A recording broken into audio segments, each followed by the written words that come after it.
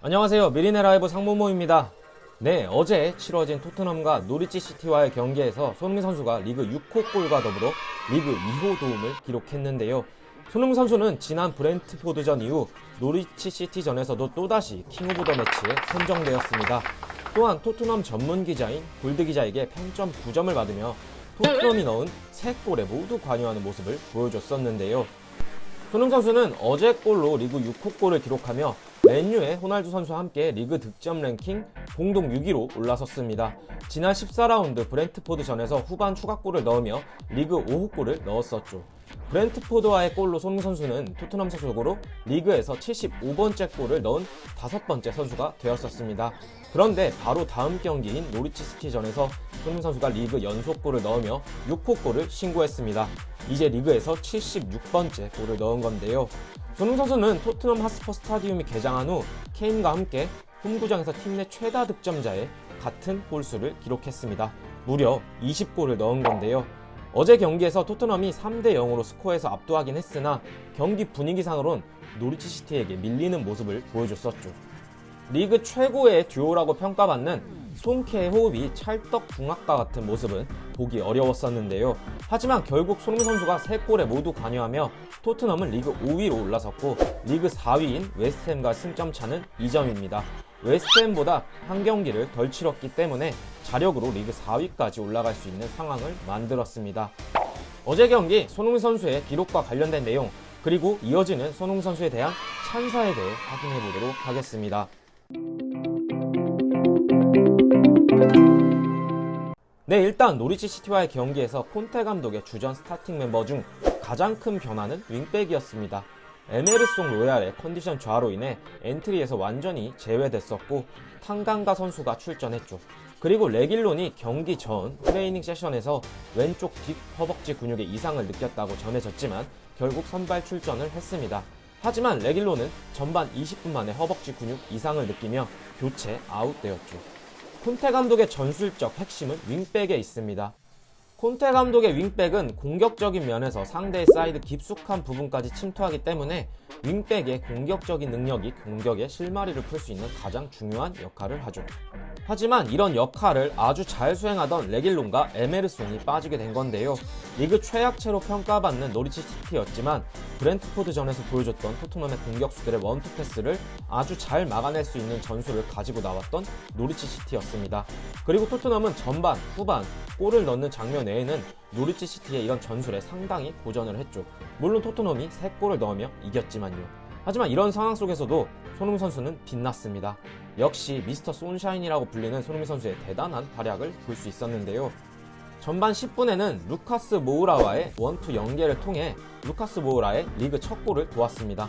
참고로 모우라는 25번의 슈팅만에 드디어 첫 골을 만들어냈다고 합니다. 모우라답지 않게 슈팅이 정말 대포알같이 날아갔었습니다. 손흥민 선수는 모우라와의 원투 연계를 하며 모우라에게 공간을 내주기 위해 상대 수비를 끌고 들어가는 좋은 모습도 보여줬습니다. 그리고 후반 20분에는 손흥민 선수가 처리한 코너킥이 벤 데이비스의 머리에 스쳤고 우당탕탕 상황에서 산체스의 오른발 앞쪽에 공이 떨어지며 산체스의 골, 토트넘의 2번째 골에도 관여를 했는데요. 참고로 손흥민 선수가 리그에서 코너킥을 가장 많이 처리했다고 하네요. 그리고 후반 31분경에는 손흥민 선수가 드디어 리그 6호 골을 넣었죠. 스킥과 벤 데이비스가 원투 연계를 통해 공간을 찾아냈고 빈 공간에 있던 손흥민에게 공을 연결해줬죠.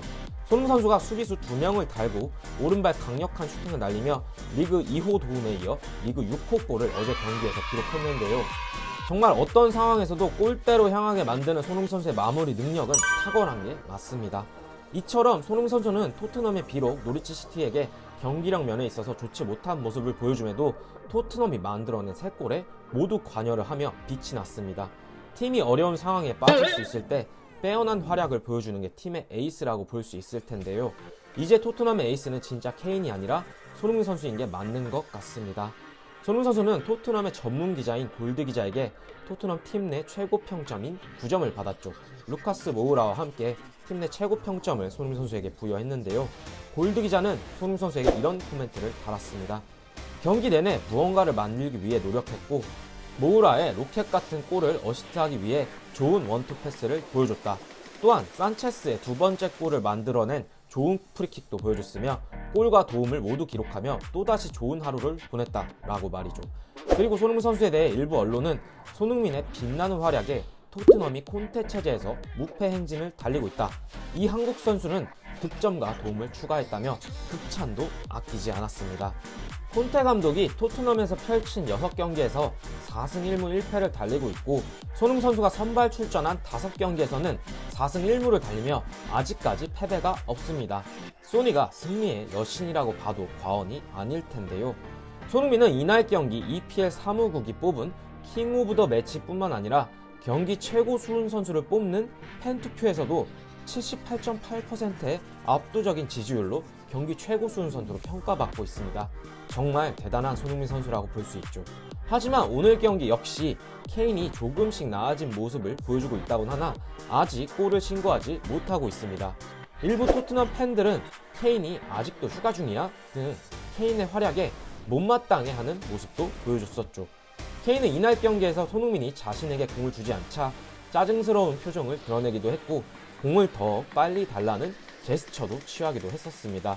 사실 요새 폼만 놓고 보면 토트넘의 에이스는 케인이 아니라 손흥민이죠. 손흥민 선수가 콘테 감독 처음 경기에서 변화된 3백 전술에 적응을 잘 하지 못하고 어느 위치를 찾아 들어가야 할지 허둥지둥하는 모습과 레길론과 동선이 꼬이는 모습도 보여줬었습니다. 하지만 지난 브렌트포드 전부터는 완전히 달라진 모습을 보여주고 있죠. 오늘 경기에서도 손흥민은 사이드보단 중앙에서 연계, 그리고 케인이 공을 받을 때 중앙으로 상대의 뒤를 침투하는 모습을 많이 보여줬었고 자신의 장점인 스프린트에 더해 공격을 풀어나가는 플레이메이커로서의 역할 등 콘테가 손흥민을 좋아하지 않을 수 없게끔 만드는 대단한 활약을 보여준 손흥민 선수인데요.